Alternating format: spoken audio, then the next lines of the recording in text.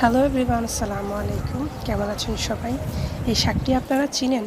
আমি নিজেও কিন্তু এই শাকটি চিনতাম না, বা এই শাকটি যে রান্না করে খেতে হয় সেটাও জানতাম না। কিন্তু আমার শাশুড়ি মা এই শাকটি আমাকে চিনিয়ে দিয়েছে। এই শাকটি দিয়ে চপ রান্না করা, ভাজি করা সব কিছুই করা যায়। তাই আমি ভাবলাম রান্না না করে আমি কিছু চপ বানিয়ে খাবো। তো চলুন আপনাদের সাথে সেই রেসিপিটি শেয়ার করব। এখানে আমি কলা কচু পাতার শাকের চপ বানাবো।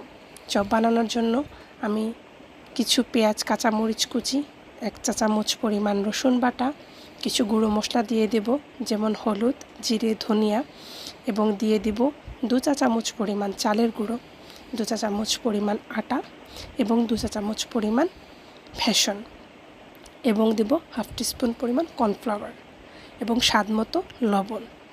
সকল উপকরণ দিয়ে কোনো প্রকার পানি অ্যাড করা ছাড়া এই শাকগুলোকে আমরা ভালোভাবে মিক্স করে নেব।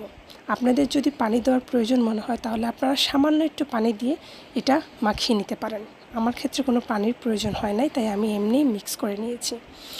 আটাটা দেওয়ার কারণে শাকটি অনেকটা স্টিকি হবে এবং পেঁয়াজির মতো বড়া বানাতে সুবিধা হবে।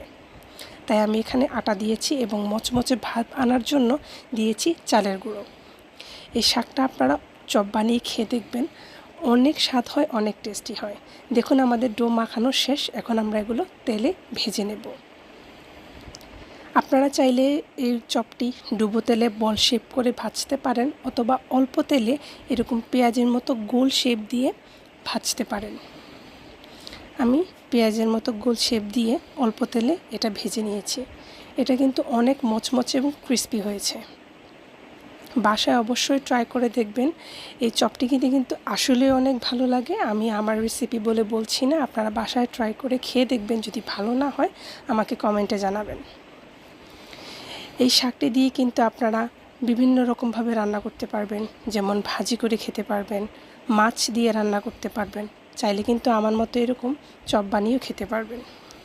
তো সবগুলো চপ কিন্তু আমাদের ভাজা শেষ। এই হচ্ছে আমাদের চপের ফাইনাল লুক। দেখতে কেমন হয়েছে আমাকে কমেন্টের মাধ্যমে জানাবেন এবং বাসায় ট্রাই করবেন। তো সবাই ভালো থাকবেন, সুস্থ থাকবেন। আসসালামু আলাইকুম ওয়া রাহমাতুল্লাহ।